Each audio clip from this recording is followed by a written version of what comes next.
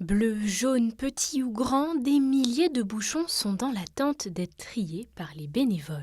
Toutes les tables sont remplies, donc ça fait à peu près 16 personnes qui travaillent. On est 2 par 2. Le but, c'est de mettre le plastique dans ces sacs-là. On enlève les étiquettes quand il y en a. Et puis vous savez, quelquefois, au fond, il y a un petit carton. Alors on enlève le carton.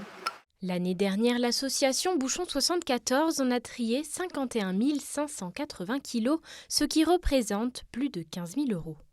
Une somme non négligeable car en plus d'avoir un intérêt environnemental avec le recyclage des déchets, cette initiative est avant tout solidaire.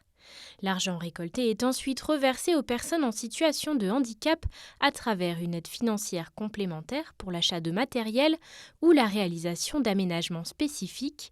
Mais avant de vendre ces bouchons, faut-il encore aller les chercher? Il y a la collecte, puisqu'il y a une personne qui collecte dans tout le département, qu'on appelle la patrouille, avec un Iveco, et le bassin annécien qui est fait avec un Ford.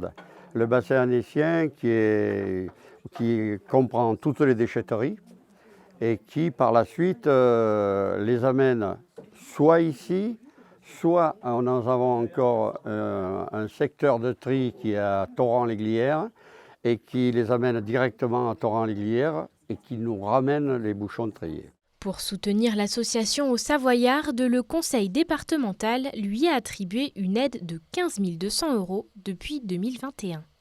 Une somme qui a servi à l'achat d'un tapis roulant, d'un convoyeur et de flocage du véhicule. Des structures comme les bouchons pour nous sont capitales, puisqu'on est sur un secteur où je dirais on manque de ressources pour travailler sur le sujet.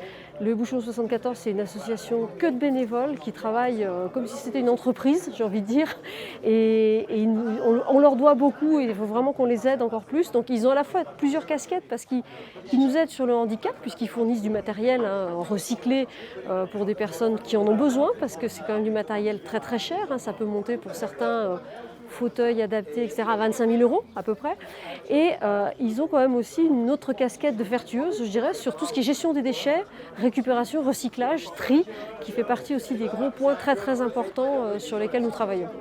L'association basée à Douin fait également don d'équipements de seconde main, comme des fauteuils roulants, des déambulateurs ou encore des béquilles.